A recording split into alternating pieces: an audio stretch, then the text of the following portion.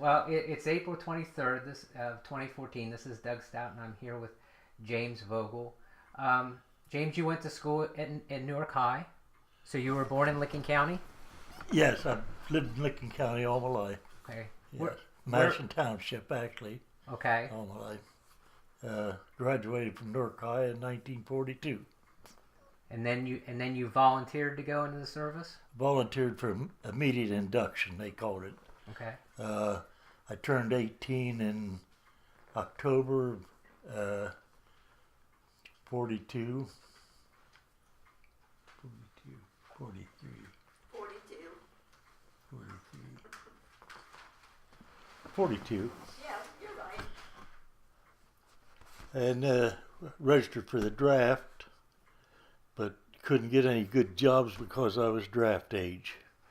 So after a while, I got tired of that and just volunteered for immediate induction. Okay. And then the 25th of January, they hauled a bunch of us over to Fort Hays, Columbus.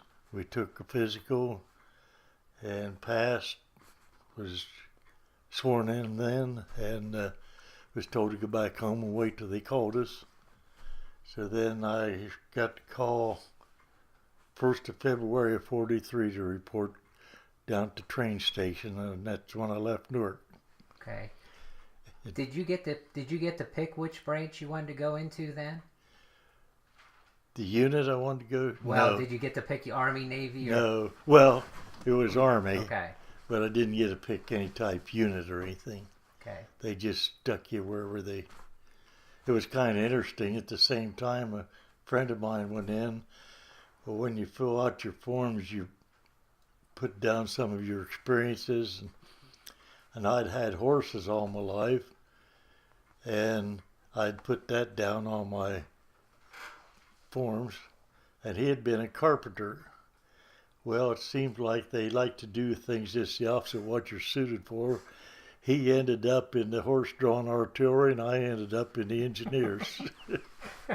It was always funny to I guess. talk about that. So what was the use of the test, you know? Yeah. So you ended up in the engineer regiment. Where did you do your basic? We took basic in Camp Claiborne, Louisiana. It was a newly formed regiment. It had just been activated and it was a brand new camp, especially the part we were in down at Camp Claiborne. And we didn't know till we first went in. When we reported for duty the 1st of February, we were taken to Fort Thomas, Kentucky, where we were given uniforms and shots and more tests and all that kind of stuff. And then we were loaded on trains, and about 2 or 3 days on the troop train. And we finally arrived. We found out we were in Louisiana. They never told you back in those days any place you were going till you showed up. And that's the first we found out we were in the engineers. Okay. So none of the bunch that I had volunteered or went in with were with me at that time. We left them all behind. Okay, they split you all up. So then you did your basic there. Then where did you go? Well, through basic, it was kind of a tough pill to swallow. Usually after basic, everybody was getting furloughs to go home. Well, we finished basic, so we thought, well, we'll fill out our papers and go home on furlough. But that didn't happen. They put us on the alert and shipped us over to Arkansas to sandbag levees. There was some flooding going on. And they're still sandbagging the same levees today, so it didn't accomplish much. But from Camp Claiborne, we went to Camp Shanks, New York. Okay. It's just outside, about 45 minutes outside of New York City. And that's where we got more shots and physical exams and brought our uniforms all up to snuff and everything and getting ready to ship out. And that was in June, late in June. Then probably the last day or so in June, we were herded into New York and boarded a boat. We didn't know where we were going. They didn't know for a long time what we were on.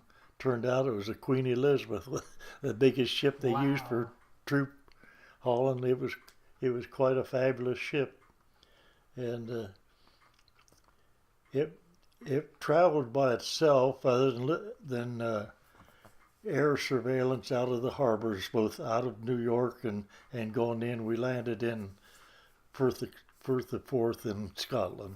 Okay. But it only took 6 days to cross the Atlantic. It did some zigzagging, but it traveled by itself, so it was a lot faster than convoy. Convoy. Yeah. Did you have how'd you do on the sea like that? Did you have any trouble with seasickness or? No, the ship itself was so fantastic. I think we were about awestruck for 2 or 3 days, but we were given meal tickets. You only could eat 2 meals a day because there were so many troops on board. I think there was a constant chow line. Okay. And we didn't have a stateroom all the time. We'd have to keep rotating when you had a bunk, and the other time you sleep out a day, alternate day on deck and a day or two in the cabin. But it was interesting. I'll bet. But so you pulled into Scotland then in 43 or 44? it was in 43. Okay. So then you stayed in Scotland. Actually, it was just about the 6th of February in 43. Okay. Close to that anyway. Okay. And we didn't stop there. We were taken through and boarded planes and went right on down into London. That little interesting happened there when we were getting through the train station. The British Red Cross was there handing out these little bags of care packages. They had, we thought it looked like little fruit pies like we have around here. They really looked good, so I took a big bite of one, and it was cold mutton or something like that, and that's kind of a shock. I'll bet. You expected a fruit pie, you get mutton. Yeah. So that, and then after that, we saw a lot of mutton all the time. We were in England just about a year, and we saw a lot of mutton while we was in England. Were there any of the air raids when you Oh, were yes. there? We had a lot of air raids. We went down close to London. Well, we actually hadn't been in England very long till there was 11 of us put on a special detail to go to a school. And we didn't know what the school was going to be. There was 11 of us and 2 officers. And we were housed at Warfield Park, a nice big estate close to London. Mm-hmm. But we found out we were there to learn how to build decoy or dummy invasion barges. Okay. And we went to school there for 2 weeks to learn how to build these things. Then after school, our whole unit, the whole company, actually was Company E that I was in, and Company D was sent down to Cornwall in southeast England and that's where we were going to build these dummy invasion barges. They shipped us down there. It was in July. Actually, our company was by itself on detached duty, and we stayed in a little hotel. It was just big enough to house our company at that time, practically. But it was a nice little, it was empty, of course. We just moved in, took over lock, stock, and barrel. And today you can look it up on the computer, and that hotel is a 5-star rated hotel. Oh, it has been changed a little bit since we were there. But it was kind of interesting how that turned out, to me anyway, because I'd been there. But we built these barges, I don't know, maybe hundreds of them. You had to build them at night, start from well, almost sunset. You had to completely finish one and have it ready to launch and launched in the water before daylight so that the aerial recon planes from Germany wouldn't see anything but a finished product floating out there in the river foul was the one we were Right. loading these. And these barges, I think this whole deal was probably as hush-hush as anything that went on. I don't think hardly anybody ever got wind of that. Even today, you can't find out much about that. But they were LCTs, landing craft tanks, and they were full size, 160 feet long, 25 feet wide, weighed 8.5 tons. The dummy did. It floated, made out of pipes covered with canvas, and floated on steel gasoline drums welded together. So that was quite an experience, learning, all the different parts to put together, and then you had to do it after night in the dark with no lights. Right. So, It was just. And all that was just to throw off the enemy about yeah, what you were doing. Make them think they were building up a lot more stuff than we had over there. Really, I just kept a. You can't see anything on the. But there's just a diagram of the parts involved in that thing. There was several hundred parts that you had to. It was just pinned together with a safety pin to hold the main pin in. So you had to line up 2 or 3 holes and get the pins to stick these pipes together. Then the canvas was just laced on over the outside frame after you had it put together. Huh.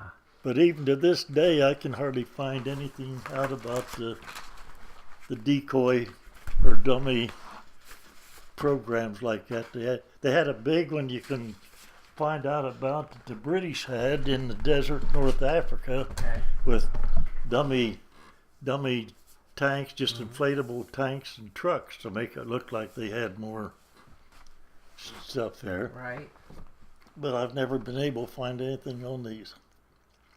I mean, I remember reading that they were trying to leak things and say Patton had an army and was going to go somewhere and try to throw off the invasion. That was a decoy operation. It was a big scale too to cover just where the invasion was going to take place, and they figured that with Patton's record, that the Germans would believe wherever he was that's where they were going to go, and it wasn't. Right. They had him down, I think, close to Dover someplace. Mm-hmm. Yeah, I think that's right. So you built these barges. Then, did you know you wouldn't be going in on D-Day on the actual invasion? No, we didn't know where we were. In these camps, everything was secret. You were locked down. You didn't have any means of communication. So, when I mentioned a little bit ago you were herded, that's exactly what you were. Just like a bunch of cattle. They wouldn't tell you anything. You didn't know where you were going. You just were ready to go when they say go, right. And you went. Yeah. So when the invasion came, did they have you out herded somewhere? Yeah, we were locked in where we couldn't communicate with anybody. Okay. Just waiting to board ship and go. Of course, you didn't have we didn't have news or radios available or cell phones or anything Right. like that, so we didn't know what was going on, whether everything was going the way it should or not. So it was just a big question mark. When did you know everything was going okay? I mean, not till you got there. After we got there, and you could see that we went into Normandy on D+3, okay. And you could see it was still bad around there. 2 or 3 of the things that impressed me the most was right before, during, and for a few days after the invasion, was the amount of aircraft that filled the air. It just like you could walk on them. There was all kind of bombers, anything that was fly, I think they were sending over there. Then also after we were on the little ship to take us to France, the number of ships that was there that was used in that, and I just thought so many times of all the planning and execution that it took to get that all to happen, all these units to get on the where they were supposed to go and where they ended up where they're supposed to end up. Yeah. It just boggled your mind to stop and think about it. Mm-hmm. Where did you land then on D-Day? We landed on Omaha Beach. There was 5 beaches, and Omaha was, I guess, one of the worst ones. Yeah. From what I've read, it is. Yeah. So then, did they push you up through into the hedgerows then? Yeah, that was Normandy was the hedgerow country, and part of our first job was our main job was going to be over on the continent in France, was laying pipeline to furnish gasoline Okay. to because with the tanks and things, gasoline supply was a big problem. Mm-hmm. So they had these temporary type pipelines you could put in. There was 4-inch pipeline and 6-inch pipelines. We would lay either whichever one they told us. Right. But our first job was we had to clear probably, well, for several days was involved clearing right-of-ways and clearing mines mostly where you wanted to put the pipeline. We had to sweep for mines Right. and deactivate them or blow them up in place, whichever. Because the engineers were who they always called when they wanted a dirty job done, isn't it? I didn't. I thought that's what I'd heard once. What's that? The engineers were who they always called if they wanted a dirty job done. That was it. They always called you guys. Well, you not only had to know your engineer job, you also had to know your infantry job because you were primarily first infantry and then engineer second. Right. So you had to provide your own security and all that stuff that a lot of times you didn't know there's anybody else around. You know, the lines weren't established like the trench warfare in World War One. All you'd see is open country, but it might not be clear. Yeah. But the hedgerow country was probably part of the worst country you could ever imagine to fight a war in, because the hedgerows is kind of a fooler because you think of a hedge as just being vegetation, but this hedgerow country was embankments of dirt and then covered with vegetation. Mm-hmm. And your tank couldn't just break through a hedgerow unless they had a tank with a blade on it to break through so they could get through. They couldn't just roll right up. And then the roads through that country was so narrow, it created problems. Awfully narrow roads. So I think our first place we set up and really established gasoline was a little port in Besson, they called it, right close to the port, or seacoast. And from there, after we got started, we were sent over toward Cherbourg. Mm-hmm. It was a big harbor there. Our first job in Cherbourg, there was these tunnels up on the hill, and I think they were developed to use for launch pads for this rocket that the Germans had developed. Right.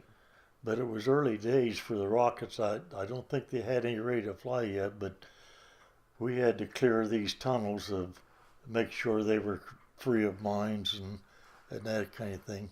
They were extremely big tunnels. They went back several feet, and there was all kind of supplies packed back through there. They were big enough there was railroad tracks right back into the tunnels. Wow. So they were big tunnels. Did they have them mined? Some of them had been mined, but some of them had been cleared out before we got there, which didn't make us mad. But Right. You always wanted to make sure when you used to see Octrum mining, you always wanted to make sure it was clear, but Right. and not just cleared and left a sign up, or so you had to check and make sure. So they're from Cherbourg. Where did you move to? You remember? Well, we started going on over west in France. Just kind of follow the flow of where the advancing was going. Uh, the hardest part we had to keep up, usually as long as they kept the pipelines or the pipe to us, we could lay several miles of pipe in a day. Uh, it went especially well if you could lay the pipe right off the truck, but if you hit areas where you couldn't, why, when it come to packing it on your shoulder and carrying it across country, that'd slow you down. Sure. But probably the hardest part of where we really worked to try to keep up was when Patton made his big breakthrough at and I forget just where that. It's probably recorded in history where he made the big breakthrough, but I don't remember what it was. But anyway, where they went several miles, they really had the Germans on the run for a while, and part of the difficulty with the pipeline system was it took at least two pipelines because the fuel back then was 80 octane gas and also what they called avgas because our tanks didn't burn gasoline, it took avgas, Okay. higher octane. So we had to run fuel, gas for the trucks and gas for the tanks. Okay. It took double whammy to keep them going. I didn't realize that the tanks ran on a different fuel. I Yeah, was always under the impression they just ran on gas. yeah. Now I think most everything is diesel, but there Right. for a while there's about the same way with regular gas or 80 octane and diesel fuel for tanks. Because there for a while tanks were diesel and trucks were all gas yet. Yeah. But now I think they're about all diesel.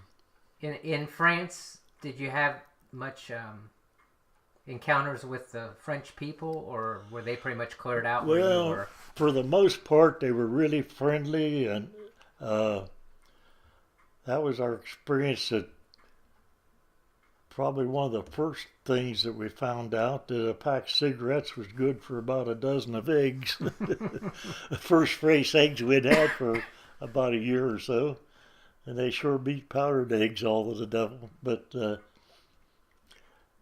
they always asking for cigarettes for papa or chocolat for mama or stuff like that, But in most areas they were friendly and treated you really nice. There was one place that was close to Chalons. There had been a huge Luftwaffe air base there, and I guess the Luftwaffe was a higher echelon of troops for the German. That was the Air Force. And they were living pretty high on the hog, and of course that overflowed to the French economy. So they weren't too enamored of us when we got there, but other than that, it was pretty good. They were pretty well ready to be rid of the Germans. They were pretty well ready to be liberated. Yeah. But it was nothing like when we got up into Holland and Belgium. Those countries really treated you different. But A good different or a bad different? oh, a good different. It was in Zeeland, Belgium. I thought all these years I thought it was someplace in Holland, but in looking at my old history, I found out I was messed up on my towns. But it was in Belgium. We were there for Christmas it would have been in 44. They had a custom in Belgium of this Christmas, I don't know if it's pie or cake, whatever they called it, kind of a Coogan, I think they called it, but I don't know the real Belgian name. But anyway, we were the first unit in this small town, and they had really were ticked to see us, so they had this tradition of making this cake. So unbeknownst to us, they all got together and scrounged around through this little town and gathered up enough ingredients to make this cake for our whole company. And they had a Christmas celebration and welcomed us. The high mayor, or whatever they called him, his brother gave a speech for him because he could speak English, but they were telling how glad we were that they were there and had liberated them and had a Christmas party for us and had that cake. And so that really made you feel good. Oh, I guess. Yeah. Yeah. That was one of the highlights of being over there, I think. Right. Yeah. So that's where you were in December of '44. Well, we went, that was Christmas time of 44. Okay. And from there we went back down to France, started laying more pipelines in France. And part of it, I don't know, half the time I didn't know where I was, but in between that time going back to France, I think that's when I got mixed up in Holland, then on over into Germany, laid pipeline as far as the Rhine River. On the northern edge of the zone was in West Germany. So then we were back in France, and from there I kind of lost track of things, just kind of blur together after a while. One day leads into another, Right. and you're doing the same job every day. And, but somebody said, well, how was it like we was doing that? I said, from June until late September, October, we had lived all that time either under a pup tent or under the open stars, with nothing but the ground to sleep on. You know, you don't have any easy chairs or relaxing at Right. night. If you're out working all day in the cold and rain and wet, you come home to that little pup tent and crawl in. It's cold and rainy and wet, so you can imagine some days it just wasn't very nice. Right. Some days you had plenty of food, and other days the rations didn't keep up, so you had skippy food or none. So, you know, they really improved the type of rations they have now, but I guess it's the guys that are eating them now as compared to what they're used to. It's probably about the same as what we had. Probably. So how long would you say you were out in the field without getting a shower or bath or? Well, we had where it wasn't too hostile. We had our own shower units we could hook up if there was water available. Okay. Because we were engineers, we could rig up most anything we Yeah. wanted to rig up. But they did have occasionally shower, and I forget if it was quartermaster or what outfit handled them, but shower units that if you were in the area, you could go get a shower. But most of the time, you used your steel pot for a bathtub. Yeah.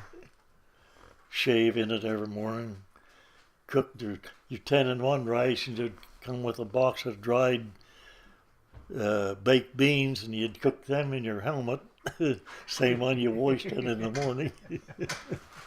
But part of it was amusing, part of it was serious, and most of it was serious, I guess. But it's like any bad dream after it's over. Why? Oh, that didn't seem so bad, you know. Right. Part of it, at the time, you felt like you were going through a daze or a nightmare, whichever you wanted to say, you know.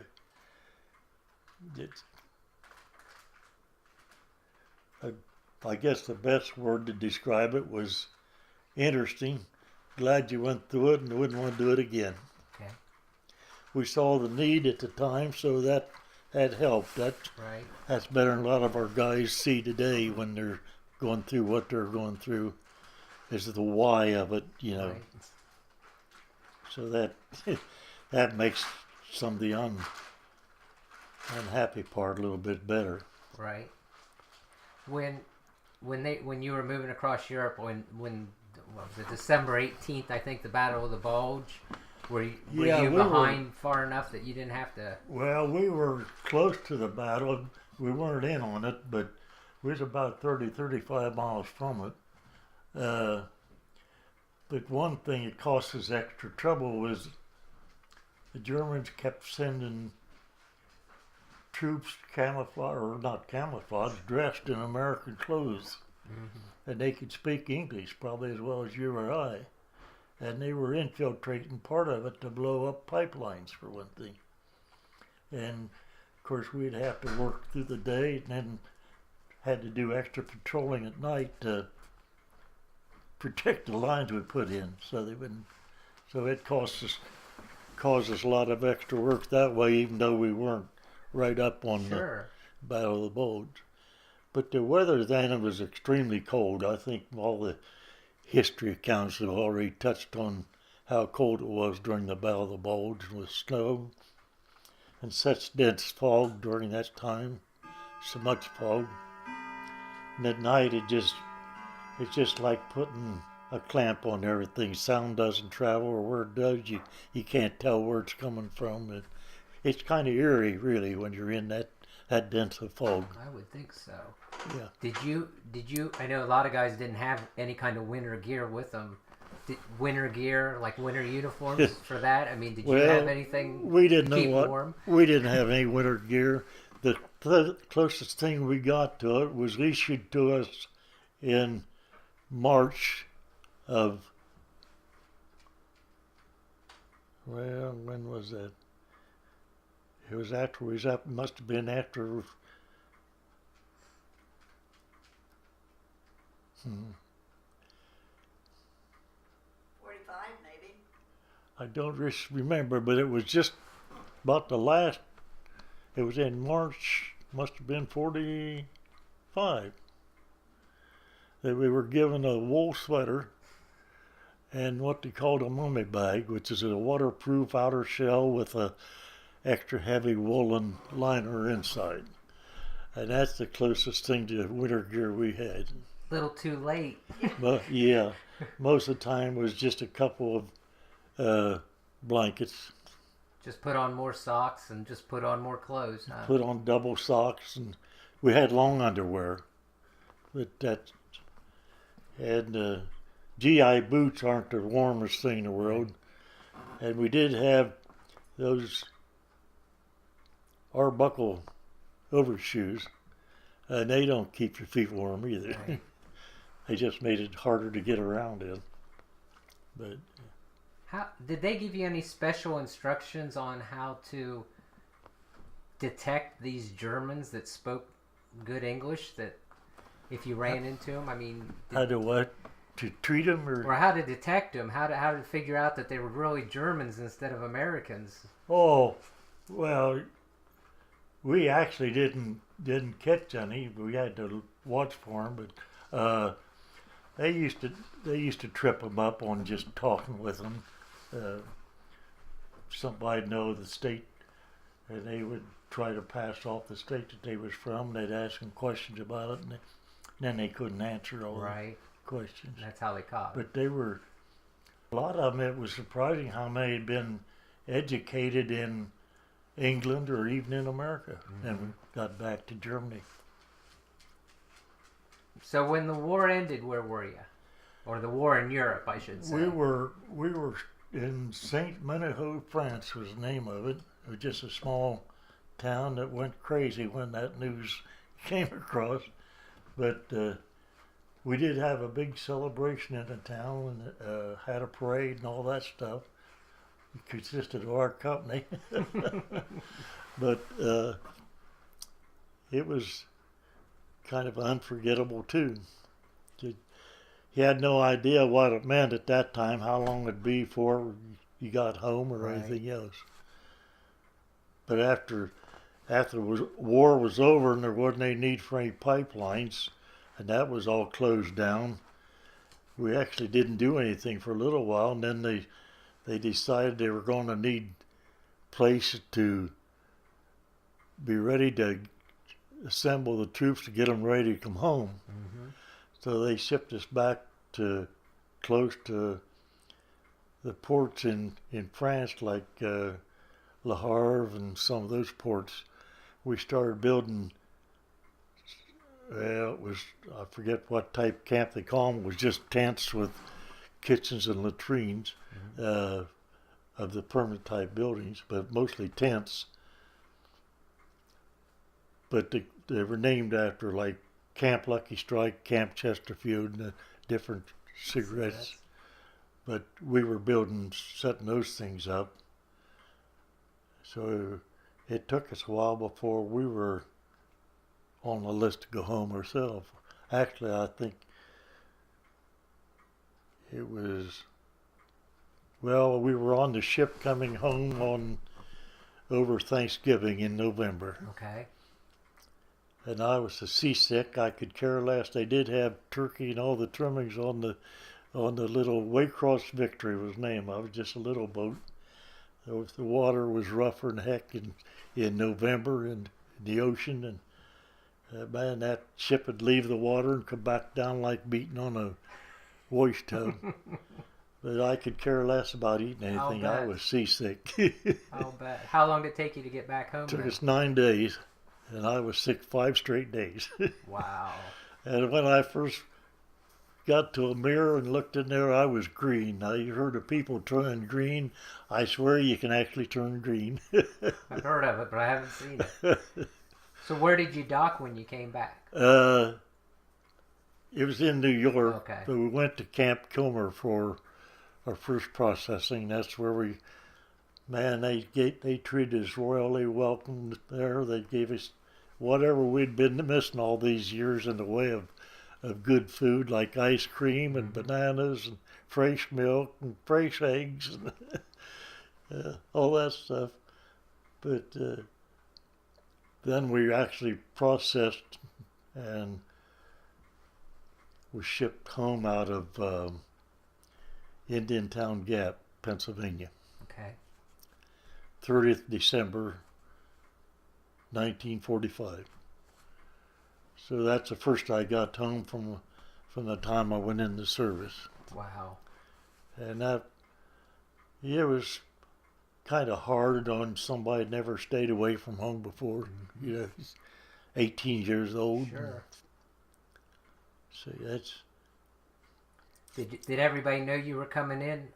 Were they waiting on you? Or did you we didn't surprise know. them? We didn't know just when they were going to cut us loose, actually. So I had no way of really telling family what time I'd get in. I got in late that evening and called home. I thought I could get it. They'd come in and pick me up, but wasn't anybody home. They'd all gone to a basketball game. The Newark High was playing basketball, so they went to the basketball game. So I took a cab, went home, and then I surprised them when they all got home. Oh, I'll bet you did. Yeah. It's funny how they talk about the big welcoming home parties and all that. That's how big mine was. They didn't make up for it? Yeah. Well, you didn't expect anything back in those days. Yeah. You know, you'd never been through it. You didn't expect anything. So then you came home, and what'd you do? Well, I volunteered. When I received my discharge, I volunteered for active reserves at that time. And I was in the active reserves for about 16 straight years then. But then on the civilian side, when I got home, I tried 2 or 3 different jobs and finally decided to go back to school. Well, I was always had ambition that I wanted to be a veterinarian, but I found out that after about 4 or 5 semesters quarters over to Ohio State, I didn't have a snowball chance of getting in vet school without somebody to back me and get me in there. So I got kind of disillusioned and I quit school and started working operating my father's farm. Okay. We had a dairy farm on the north side of Newark. And my wife Mary Ann and I were married in June of 1947. And I think I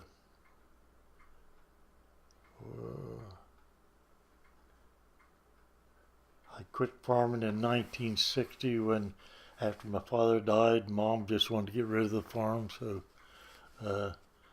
I finally wised up and went to town and got a job. I worked a year at the post office as a sub clerk, and then had a chance to transfer to the National Guard and from the reserves and get a full-time job at the maintenance shop out in Newark. Okay. So that's what I did, and that was in 1960, November 1960, and I had to retire then at age 60 in 1984. So from 60 to 84 today, did you have to deploy at all from there to do it? No, they just didn't happen to call my unit, but some of the Guard units were called in, but they didn't really. Some of them ended up in Korea. I'll take that back. Okay. But they were supposed to go as a unit, a hometown unit, but they split them up and just sent them out. They didn't always keep their word on what they said. You know, they used to tell you join the active guard or reserve unit and you could serve with the guys you wanted to serve with. Well, it might be when they first called you in, but they could break you up and send you wherever they wanted to. Do what they want. Yeah. You were just another body then Yeah. when they had you. So I was lucky I wasn't ever called back in, but it would have been possible. I could have served in Korea and Vietnam and 2 or 3 other skirmishes. Right. Did your unit, did any of you guys stay in touch after the World War II guys? Yeah, we did for several years. We had several reunions around, and it had good attendance till everybody started getting older and couldn't travel, and then they started dying off pretty fast. So the crowds kept getting smaller and smaller till after a while it just wasn't worthwhile. I still stayed in touch with 2 or 3 of my closer buddies till they all had to die on me. I was too bullheaded to. I'm still going. Well, it's good for you. Did you get to see the World War II memorial? Did you get to do an honor? Yeah, I got out there with my son and daughter and wife in, what year was that, Mary Ann? I don't know, 3 or 4 years Anyway, it was just not too many years ago, but it was very good, very interesting in a space or so with my son and daughter with me when we got to visit them. Right. Yeah. Is there anything that you want? I mean, hopefully kids will listen to this, or young people. What do you want them to remember about a World War II veteran? That's a good question. Well, I would say, first of all, to recognize you don't always get your own way in everything, but to realize that you have a job to do, go at it with all the gusto that you can, try to do the best job that you can, and be proud of what you did do.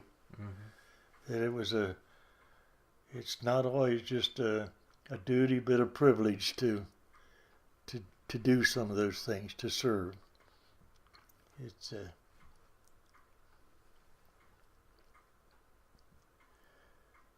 we have a wonderful country. It's worth fighting for, worth dying for, and it takes somebody willing to do that to keep it going, I guess, because people just haven't found out that war doesn't pay yet. Right. I don't think they ever will. I don't think they will either.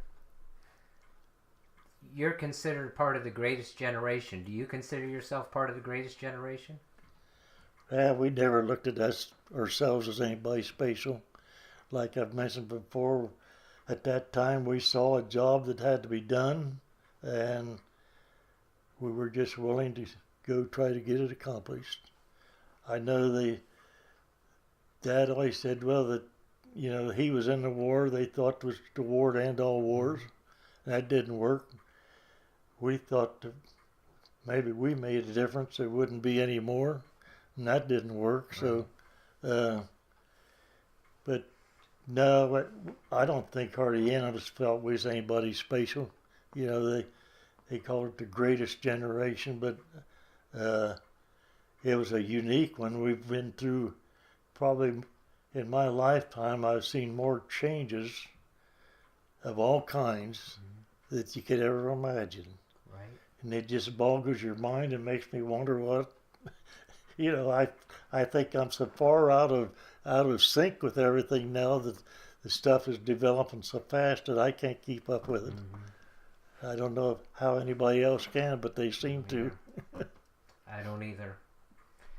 Is there anything else about your service you want to make sure we get on tape that I haven't asked you, or any of your experiences? No, I think not. I don't very often talk about it, but I'm proud of what I've done, what I was able to do. Proud of my unit. We always exceeded or always met or exceeded the goals that was given us, and we were always proud of that. A lot of times we worked our tail off in order to be able to say that, because they always, whatever job you had a deadline or a goal to meet, and we were never late on one of them, usually early on most of them. So that just speaks well of any unit going, I think. I think so. Because a lot of units never accomplished their goals. In fact, we've been sent to help out units that didn't. So, because they knew you'd see it was done. Yeah. Well, I thank you for taking this time to do this, Jim. It means a lot to us. And thank you for your service, and just hopefully everybody can learn something from what your experiences were. You hope so. It's I don't mind talking about it because I wasn't in the most gruesome things that went on, but like I say, I've said before, I was no hero, but I did what I had to do, and that's what thousands of others had to do. And if you guys wouldn't have built that pipeline, those tanks wouldn't have gone very far. Yeah. So I mean, it is a team effort. I mean, it's everybody pitching in and doing what they're supposed to do.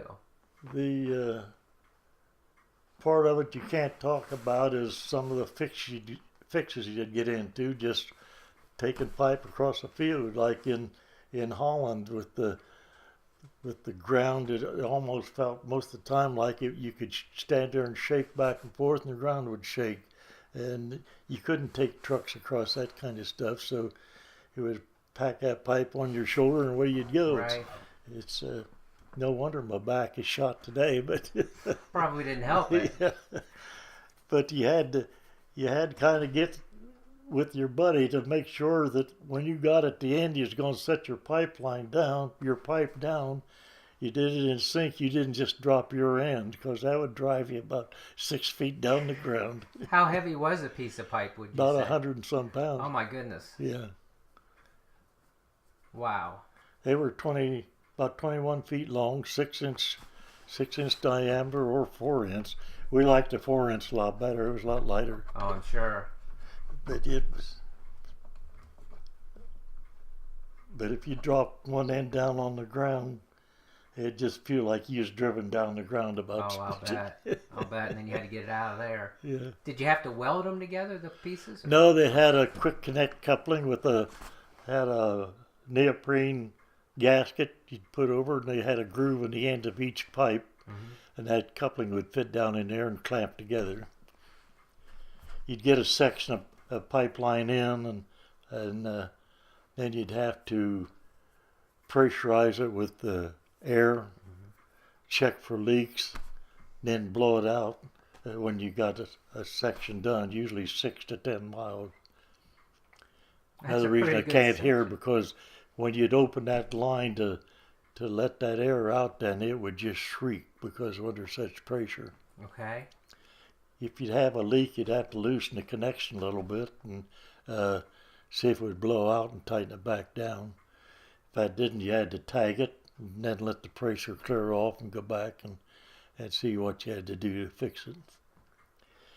But we only had one bad incident along that line. This is kind of backtracking a little bit, but when you loosen these pipes, you want to make sure you didn't go too far with loosening, because it was under, I forget how many pounds pressure, pretty high pressure. Right. Well, I don't know if some of the threads let go or if the kid got it too loose, but the whole thing went, and of course he was leaning right over it. The whole blast caught him right in the face, threw him about 20 feet up in the air, and he was dead when he hit the ground. So, you know, there was risk in everything you did. Sure. We had, you mentioned the air raids in England. Well, we had, while we were in Belgium, we were right under what they're called Buzzbomb Alley. And that's when England started sending these, they called them buzz bombs because it didn't sound like an airplane. It was just an intermittent boom, boom, boom, boom, like explosions of that. It was jet powered going over, Okay. trailing flame behind it about 6 or 10 feet. But they must have had some poor construction of some of them because they wouldn't always make their target. And if you were in Buzzbomb Alley, you were subject to being host to some of those buzz bombs. And we had one lit about 500 feet from our chateau where we were staying, and blew all the windows out and cut one guy up pretty bad from cut glass. But, Right. and then they started sending the V2 rockets, which was a faster, higher. It was more like a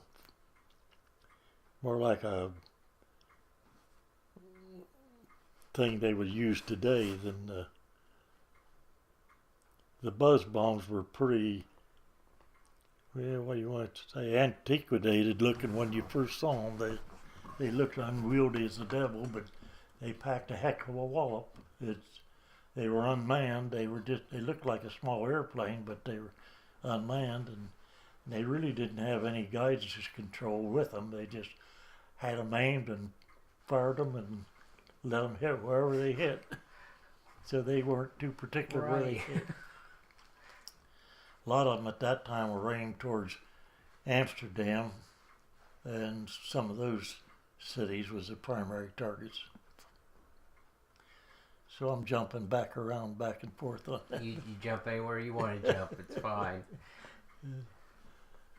The V rockets, they quit using the buzz bombs then when they started using the rockets? Pretty much, but then this was getting late in 44, so by that time Germany was starting to run out of everything, and their Air Force was just about a thing of the past.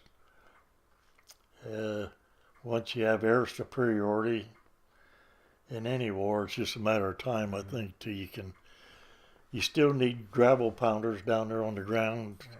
But you could sure make it awful tough for somebody with air superiority. Did you guys realize at the time that you were winning? That we were what? That you were winning? I mean, did you realize? Oh yeah, you can tell that.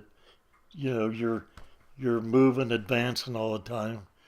Now, when they hit the Battle of the Bulge and they started pushing us back, that was kind of antsy times, because it's just like they caught us,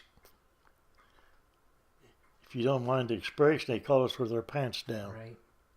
That's what happened. Between that and there again, we couldn't send planes up because of the fog. Right.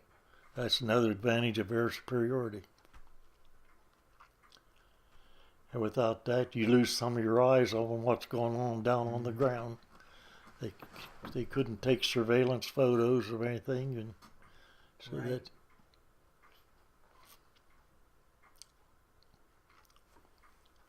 You think anything else you want to share? Oh, I think I've blown off about All enough. right. Well, I appreciate it.